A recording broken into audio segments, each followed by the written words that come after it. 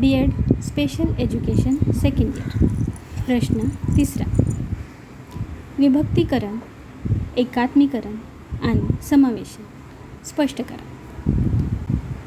विभक्तीकरण. व्याख्या: दिव्यांग विद्यार्थ्यांना सामान्य विद्यार्थ्यापासून वेगळे ठेवून विशेष शाळा किंवा विशेष वर्गामध्ये शिक्षण देण्याची पद्धत म्हणजे विभक्तीकरण. वैशिष्ट्य: स्वतंत्र शैक्षणिक व्यवस्था, सामान्य विद्यार्थ्यांशी कमी संपर्क, विशेष सेवावर भर. उदाहरण: दृष्टिबाधित विद्यार्थी फक्त अंधशाळेत शिक्षण घेतात.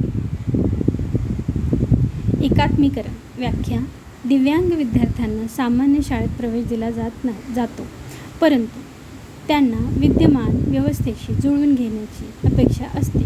वैशिष्ट्य: सामान्य शाळेत शिक्षण मर्यादित, बदल विद्यार्थ्यावर जुळवून घेण्याची जबाबदारी. उदाहरण: श्रवणबाधित विद्यार्थी सामान्य वर्गात शिकतो, पण विशेष सुविधा मिळत नाही. समावेशन. व्याख्या: सर्व विद्यार्थ्यांना त्यांच्या वैयक्तिक गरजांनुसार आवश्यक सुविधा देऊन एकत्र शिक्षण देण्याची प्रक्रिया म्हणजे समावेशन. वैशिष्ट्य: सर्वांचा समान सहभाग, लवचिक अभ्यासक्रम, विविधतेचा स्वीकार, आवश्यक सहाय्य उपलब्ध. उदाहरण: दृष्टिबाधित विद्यार्थी ब्रेल पुस्तकाच्या सहाय्याने सामान्य वर्गात शिकतो. तुलना.